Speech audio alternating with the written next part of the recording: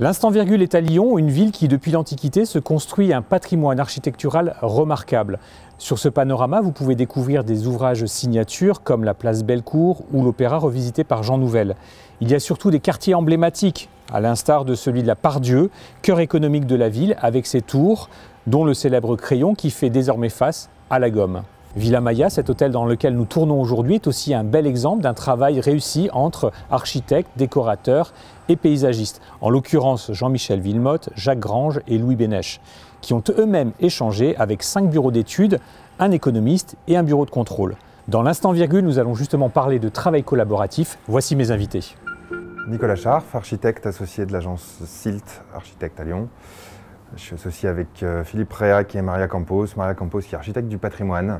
Voilà, donc on a une agence de 10 personnes, 7 collaborateurs, 3 associés. On travaille sur des sujets assez variés qui vont de la construction neuve à des projets de réhabilitation et de restauration de monuments classés et inscrits. Bonjour, je m'appelle Martin Sarrat, je travaille pour Autodesk. Je suis dans la division AEC, donc Architecture, Ingénierie et Construction. Et donc je m'occupe des clients qui sont basés en France et dans les pays de l'Est de l'Europe. Et je suis basé à Lyon. Fabien Bertrandon, BIM Manager chez Eurostudio Lyon. Et aujourd'hui, Nicolas Scharf est notre repère par rapport à la réalité. Nicolas, votre agence est spécialisée en réhabilitation. Vous intervenez sur des bâtiments qui sont plutôt complexes, des bâtiments bien sûr existants. Vous utilisez pourtant Revit. Pourquoi ce choix ? Écoutez, c'est un choix qui a été guidé par plusieurs envies.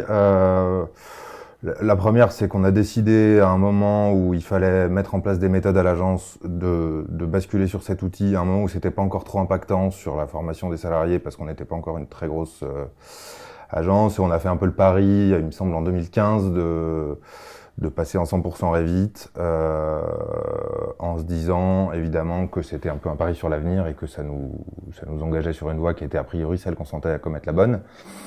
Après, c'est vrai que sur les projets sur lesquels on travaille, qui sont à la fois des projets, comme vous le disiez, sur des bâtiments existants, parfois assez complexes, avec des géométries pas toujours facilement représentables en 2D, nous, c'est un vrai outil de visualisation à la fois de ce qui existe et de ce qu'on projette et des interfaces entre tout ça.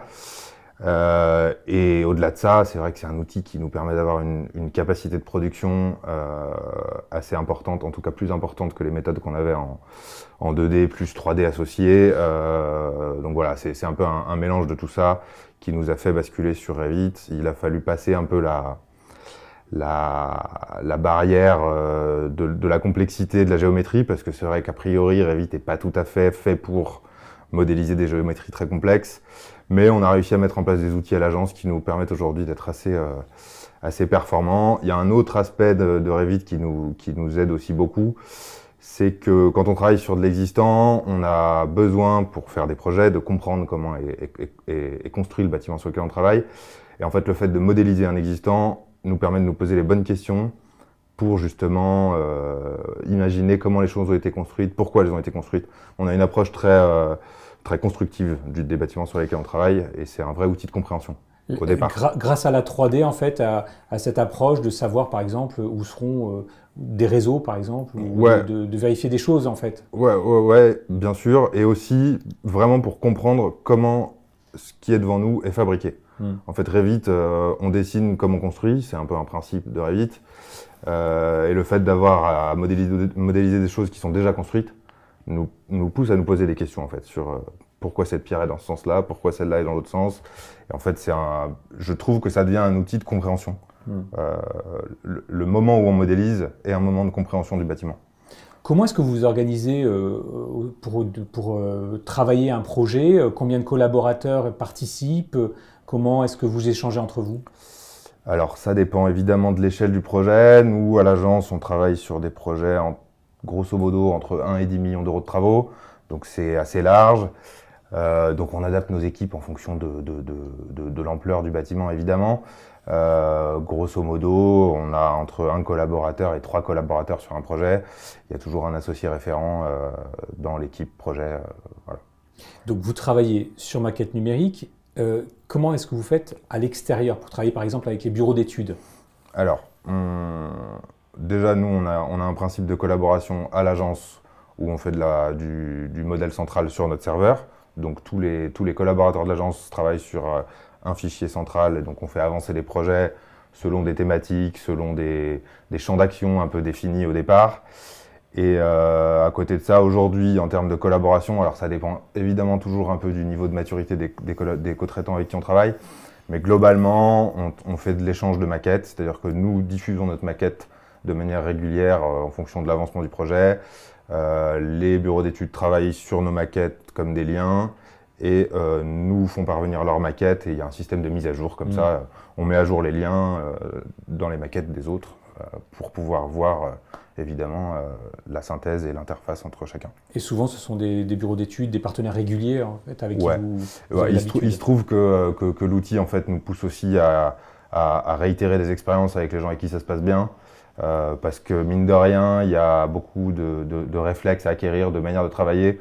On les dit pas toujours, mais en fait, à force de travailler, c'est vrai que ça nous amène à revenir un peu vers les co-traitants qui sont aussi volontaires, hein, parce que tous les bureaux d'études ne sont pas aussi volontaires sur ces outils. Et c'est vrai que quand on en trouve avec qui ça se passe bien, on a tendance à continuer à bosser avec eux. D'accord. Voilà. Fabien Bertrandon, est-ce que ce type d'organisation, d'échanger entre des partenaires grâce et à travers Revit, est habituel? Alors, c'est quelque chose qui, à mon avis, a toujours existé. Avant, c'était pas Revit, c'était AutoCAD. Mais on l'a toujours fait. Moi, ça a toujours été, on s'échange nos fichiers. On a une méthode de travail qui est asynchrone. On envoie nos fichiers, les gens travaillent dessus ou les mettent en lien, que ce soit sur Revit ou sur AutoCAD. Et là, ils nous renvoient, entre guillemets, le résultat de l'échange et on avance le projet. Ça a toujours fonctionné comme ça. Alors là, on est dans une approche qui est purement BIM, hein, c'est ce qu'on appelle l'approche BIM. Est-ce métier, que... en fait, c'est presque métier. Le BIM, on a juste rajouté la 3D et toutes les informations qui étaient liées à ça. Mais en gros, ça a toujours fonctionné comme ça. Alors, on parle de BIM à plusieurs niveaux. Il y en a 1, 2, 3 en fait. Déjà, est-ce que vous pouvez nous détailler BIM niveau 1, on fait une maquette pour soi-même. Donc on vérifie des choses, c'est ce que tu fais avec des bureaux d'études qui ne vont pas forcément regarder la maquette et le faire en 3D. BIM niveau 2, on va s'échanger les maquettes et du coup on va confronter les maquettes et on va regarder comment ça se passe, faire peut-être de l'après-synthèse, regarder ce qui va, où on doit faire passer les choses. Et après il y a le dernier niveau, le niveau 3, où là on est normalement tous sur la même maquette, mais ça impose des façons de fonctionner qui ne sont pas encore très fortes en France, on va dire. Je pense que sur des cabinets anglais ou américains où ils ont un autre fonctionnement, ça marche bien, mais les bureaux d'études et les architectes ne sont pas du tout architecturés comme nous en France. On n'est pas du tout sur la même chose. Alors cette approche et le fait de tendre vers le niveau 3, c'est aussi grâce aux outils qui existent et aux outils que propose notamment Autodesk. Vous avez une nouvelle offre qui s'appelle notamment Autodesk BIM Collaborate. Avant de la détailler, Martin Sarrat, est-ce que vous pourriez nous retracer l'historique de justement ce travail collaboratif, ce work sharing chez Autodesk? Oui, donc en fait c'est assez étrange parce que Revit est quand même conçu pour la collaboration depuis assez longtemps. Donc il faut savoir qu'en 2002, il y a eu la notion de sous-projet qui a permis justement de saucissonner un petit peu la maquette pour qu'il y ait des gens sur le R+1, d'autres sur le R+2 ou une organisation différente. Donc la notion de sous-projet, c'est 2002.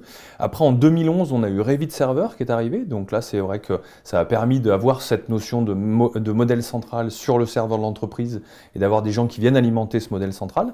Donc ça, c'est 2011. Et en 2015, on est passé sur le niveau vraiment cloud, donc avec Internet, où là, le modèle central n'est plus sur le serveur, mais il est sur Internet, dans le cloud. Et là, on peut accéder au modèle central d'où qu'on se trouve, tant qu'on a une connexion Internet. Alors ça, c'est notamment BIM 360. Oui. Est-ce qu'on peut détailler, c'est quoi cette offre exactement? Qu'est-ce que ça permet BIM 360? Alors il y a différents modules, mais en gros BIM 360 c'est vraiment ce qu'on appelle le Common Data Environment, hein, c'est l'endroit où on va stocker la donnée, d'accord? Donc ça c'est le premier étage de la fusée, et après on a des étages qui vont permettre de faire de la collaboration instantanée sur le même modèle, pour revenir à ce que disait Fabien sur la partie BIM niveau 3. Mais vraiment le premier module c'est BIM 360, c'est du stockage illimité dans le cloud, et après si on veut ajouter cette notion de collaboration instantanée sur Revit, on va mettre un modèle central central dans BIM 360 et les connecteurs entre les Revit locaux, par exemple en télétravail actuellement, vont permettre d'alimenter ce modèle central sur le cloud. Donc on peut modifier, annoter, corriger, signaler des choses. Alors dans BIM 360, on ne va rien modifier, c'est-à-dire que c'est vraiment un espace de stockage, donc on va stocker tous les types de fichiers, on va pouvoir visualiser, on va se promener dans les maquettes, on va pouvoir annoter, on va pouvoir... Déjà c'est de la collaboration. C'est déjà de la collaboration, on va pouvoir faire une petite pastille pour dire Fabien, est-ce que tu peux valider ça? Par contre Fabien, s'il doit modifier quelque chose, il retourne dans son logiciel métier et il fait la modification. Donc on modifie vraiment rien sur BIM 360, en tout cas le premier étage de la fusée qui est le centre de stockage. Par contre, si on a pris le module BIM 360 Design ou Collaborate Pro, là on va pouvoir faire un type de modification à travers notre modèle local qui va alimenter un modèle central. Mais gardez à l'esprit que dans BIM 360, on ne modifie rien. Et comment je sais que justement Fabien a partagé, a modifié un modèle? Est-ce que j'ai une alerte ou... Tout à fait. Donc comme on est sur un outil collaboratif, on a une alerte. Alors, pareil, encore une fois, sur BIM 360, on peut s'abonner à des sous-dossiers pour savoir quand quelqu'un a déposé une nouvelle feuille de calcul, un nouveau fichier. Et dans BIM 360 Design, qui est vraiment la collaboration instantanée sur le cloud, là, on va avoir en fait une timeline de tous les différents niveaux d'échange. Je sais exactement quand le bureau d'études structure a synchronisé sa maquette avec le modèle central. J'ai une petite pastille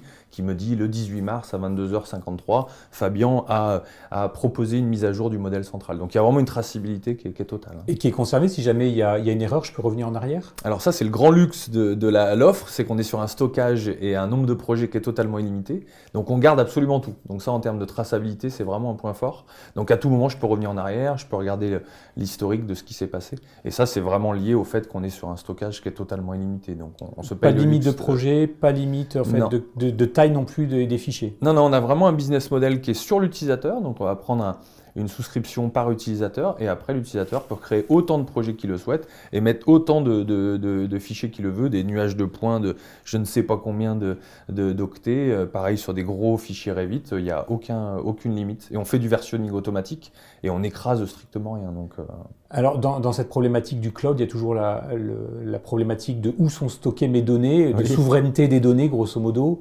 Est-ce qu'on sait où sont stockées ces données aux États-Unis, en Europe? Alors oui, c'est très réglementé. Donc déjà Autodesk est une société cotée en bourse, donc c'est vrai qu'on ne peut pas faire n'importe quoi avec les données de nos clients. Donc on a signé un partenariat d'exclusivité avec Amazon, donc la division d'Amazon qui s'appelle AWS, qui s'occupe des data centers. Donc quand vous souscrivez à l'offre cloud d'Autodesk, vous avez le choix entre avoir un hébergement sur les États-Unis ou sur l'Europe, d'accord? Donc on est forcément sur les data centers d'AWS aux États-Unis et en Europe c'est à Dublin. Et après on répond à des normes ISO 27001, ISO 27017, 27018. On a eu le KPMG nous a donné le compliance RGPD en mai 2018. Donc on a vraiment des preuves qu'on ne fait pas n'importe quoi avec les données de nos clients. Toutes les données sont cryptées. On n'y a pas accès et elles sont répliquées. Enfin, on est vraiment sur le tip-top de la sécurité. Et c'est quoi en termes de données? Est-ce que c'est uniquement les formats produits par Revit et uniquement les formats produits par Revit ou c'est étendu à d'autres? Non, en fait, le centre de stockage, il va tout avaler. Donc même un format exotique de quelqu'un qui aurait développé un logiciel dans son garage, nous, on va l'avaler. Par contre, on ne va pas le visualiser. C'est-à-dire que le stockage, rassurez-vous, on va absolument tout prendre en compte. Même les formats concurrents, du Archicad, du Allplan, ce que vous voulez, les photos de vacances, vos films, nous, on va tout stocker. Après, la visualisation, par contre, on est sur une 50aine de formats. On va visualiser directement sur le navigateur. Donc y compris les IFC, y compris exactement, d'autres IFC, formats, y Revit, compris de logiciels concurrents également. Oui, on a par exemple le format Rhino. On a plein de clients qui sont sur BIM 360 qui utilisent Rhino parce qu'on peut le visualiser directement dans un navigateur ou une application mobile. Alors tout à l'heure, vous parliez de télétravail. C'est justement il y a un an, pendant le premier confinement, on va l'appeler comme ça, Autodesk, vous avez proposé pendant 3 mois un accès gratuit à cette offre. Et Nicolas, justement, au sein de l'agence, vous en avez profité en quelque sorte. Est-ce que vous pouvez nous rappeler sur quel projet c'était et comment vous êtes organisé tout simplement? Eh ben, alors nous, le premier confinement est tombé sur une phase un peu charnière d'un des gros projets de l'agence qui était une réhabilitation à Vienne, à côté de Lyon, d'un ancien bâtiment industriel assez complexe sur 3 niveaux, collé contre une montagne, donc un projet très complexe sur lequel on avait 4 collaborateurs qui travaillaient. L'intégralité de l'agence était en télétravail à ce moment-là, pas toujours à Lyon d'ailleurs. Et c'est vrai qu'on a saisi l'occasion avec plaisir, et ça nous a pas mal aidé de pouvoir utiliser donc gratuitement cet outil. Et concrètement, ça s'est passé comment? Vous avez mis vos projets? Comment vous l'avez utilisé? Alors, c'était principalement sur celui-là, hein, parce que c'est vrai que les autres, on s'est débrouillé un peu autrement. Là, donc, il y avait 4 personnes qui travaillaient en même temps sur la même maquette. Il était impératif de pouvoir la stocker sur le cloud. Ça s'est fait de manière très simple, hein, parce qu'en fait, c'est 3 clics dans le logiciel Revit qui permettent de basculer le modèle central sur le cloud. Et après, en fait, on invitait les gens à partager ce modèle-là et à pouvoir travailler dessus. Et donc, il y avait 4 personnes qui travaillaient à 4 lieux différents sur le même projet, pour rendre une phase pro assez copieuse, et on s'en est sorti. Vous disiez, en fait, en préparant l'émission, là, c'était un fichier qui était assez volumineux, 728 mégas, quasiment le giga, et ça a été accessible rapidement? Ouais, relativement bien. Bon, ça dépend toujours un peu de la connexion des gens, mais globalement, on est quasiment dans de l'instantané, hein, ce que je disais. Il n'y a pas eu de souci particulier. Moi, je travaille en partage de connexion depuis les Côtes d'Armor, et j'y arrivais. D'accord. Fabien, est-ce qu'il y a eu d'autres cas, d'autres exemples comme ça? Il y a plein d'exemples. Moi, les premiers exemples que j'ai vus, c'était en 2017, je crois, où les gens, c'était toute petite structure, c'était rigolo, parce que les gens, ils étaient tout seuls, mais ils étaient sur un projet industriel. Et là, bizarrement, ils étaient éclatés de partout, c'était pendant les vacances, et ils l'ont mis en place pour justement réussir à rendre à temps le truc, et ça a marché très bien.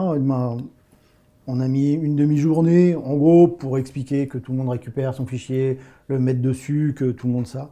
Et après, moi, j'en ai plus entendu parler. Je pense que s'ils n'avaient pas réussi à rendre, ou s'il y avait eu quoi que ce soit, j'en aurais entendu parler. Ça m'aurait un peu pourri mes vacances, je peux vous dire. Il en est où, ce projet, là, à l'heure actuelle? Le chantier démarre. Le chantier démarre. D'accord, c'est bien. Non, mais c'est vrai que c'est des outils, en plus, c'était assez compatible avec tout ce qui a été mis en place dans le télétravail. C'est-à-dire qu'on fait des revues de maquettes en visio, on partage les écrans, tout s'est emboîté un peu assez. Il y a eu une belle fluidité proposée par cet outil-là. Et c'est vrai que nous, on a été assez séduits. Le télétravail tendant un peu à se généraliser. C'est vrai que nous, à l'agence, on a des demandes aujourd'hui de gens qui ont cette volonté d'avoir une journée ou deux de télétravail par semaine. Parce qu'on travaille mieux, parce qu'on est plus efficace quand on est, en tout cas nous, dans nos métiers, un peu moins sollicités. Et c'est vrai que nous, on a envie d'essayer de poursuivre dans cette voie-là, évidemment. Actuellement, Martin Sarrat, vous me disiez en fait qu'il y avait 24 000 modèles, projets en fait, qui étaient actifs en ce moment sur BIM 360. C'était 140 000 modèles distincts. C'est un modèle en fait qui est payant, bien évidemment. Oui. Est-ce que vous pouvez décrire en fait cette offre? Comment ça se passe exactement? En fait, vous avez 3 modules. Donc, vous avez un module qui est gratuit, qui est intégré à l'AEC Collection. Donc, c'est une forme de souscription à Revit. Donc, ça, c'est un premier module qui est gratuit. C'est le centre de stockage, donc BIM 360. Ensuite, vous avez un deuxième module qui est juste pour ceux qui sont en plus à côté de l'AEC Collection, qui voudraient juste accéder à la donnée. Donc là, on est sur 540 € hors taxe par an et par personne. Et après, le dernier étage de la fusée, qui est le fameux Cloud Work Sharing sur Revit. Et là, on est à 1 030 € par an et par personne. D'accord. Alors certains, comme Nicolas, qui a arrêté d'utiliser à la fin, à l'issue de la période gratuite, en fait, cette offre, la trouve un peu chère. Vous l'avez fait évoluer, mais vous êtes capable aussi de justifier ce surcoût. Faites-le. Écoutez, c'est assez simple. J'en veux pas à Nicolas de ne pas avoir transformé l'essai. Mais en fait, il y en a eu beaucoup. Pour tout vous dire, c'est vrai qu'on appelait ça l'EAP, le programme de gratuité pendant le confinement. Il y a beaucoup de gens qui ont utilisé ça parce que c'est vrai que ça a vraiment dépanné en un week-end de mettre les modèles dans le cloud et de pouvoir assurer le télétravail. Et c'est vrai qu'à la fin, quand les gens m'ont appelé pour me dire bon c'est fini, combien ça coûte d'équiper, je sais pas, 30 projeteurs, c'est 1 000 € par an, 30 000 €. Là, c'est vrai qu'il y a des clients qui m'ont dit attendez, moi je vais retourner sur mon Revit serveur et tout ça. Et j'ai des clients qui m'ont appelé par contre 3 ou 4 mois après, qui m'ont dit c'est vrai qu'en fait j'ai appelé mon entreprise, ma SS2I pour venir me faire mes backups, mon serveur, mon Revit serveur, mes accélérateurs, mes VPN pour mes gars. Enfin, il y a eu quelques journées de travail et il y a quelques clients qui m'ont quand même dit je pense que les 30 000 € c'est du clé en main. Donc toujours le clé en main c'est un peu cher, mais en fait je pense que je m'y serais retrouvé parce que j'ai perdu un temps fou et je bricole. Et aujourd'hui j'ai des gars qui sont sont en télétravail qui nous disent c'est lent parce que le VPN il tombe et ainsi de suite. Donc vous savez, le problème du clé en main, c'est que ça paraît toujours cher, mais en fait le retour sur investissement il est énorme. Et puis il y a toujours le frein du cloud, qui est un frein assez simple, qui évite à plein de clients de faire ce calcul de retour sur investissement en disant « Oh là là, moi c'est le cloud, je préfère avoir mes données en interne ». Et en fait, on se retrouve avec des solutions qui sont bien plus chères que si on avait pris du clé en main sur le cloud. Et puis, il y a toujours cette possibilité de retour en arrière, d'être convaincu, Nicolas va peut-être l'être. Fabien, on l'expliquait, hein, vous l'expliquez, on est capable de pouvoir le faire en 3 minutes. Et puis vous êtes capable, en fait, tout simplement d'accompagner les clients dans cette transition. Alors ça, nous, c'est notre principale partie, parce que de faire des maquettes, ça, c'est son travail. Nous, le but du jeu, c'est que, en fait, qu'on les accompagne pour mettre en place le BIM 360, il y a des droits, il y a une gestion des droits, il y a une gestion de l'accompagnement, il peut y avoir des visas, il peut y avoir pas mal de choses comme ça. Comment on récupère un fichier, comment des fois ça plante, comment on fait pour le récupérer. Mais c'est vrai que tout se fait en 3 minutes. Nous, le but du jeu, c'est d'accompagner nos clients vers ces solutions parce que c'est beaucoup plus simple. Et quand on parle de SS2I, il y a certaines SS2I qui vont dire « Moi, un VPN qui rentre chez moi pour aller là-bas, moi, je veux pas. » Donc, comment on fait à ce moment-là ? Et la solution cloud d'Autodesk est assez simple parce que là, il n'y a rien à faire et ça dure trop. C'est vrai que la mise en place, c'est 3 minutes. Ouais. Une fois qu'on a reçu les licences, que tout est mis, c'est 3 minutes après, on est opérationnel. Je défie n'importe quel SS2I, s'ils ne l'ont pas préparé avant, de le faire en 3 minutes. 3 minutes, c'est presque un instant virgule. Merci messieurs, nous arrivons au terme de cette émission. Merci pour vos explications et merci pour votre attention. À bientôt pour un nouvel instant virgule. Au revoir.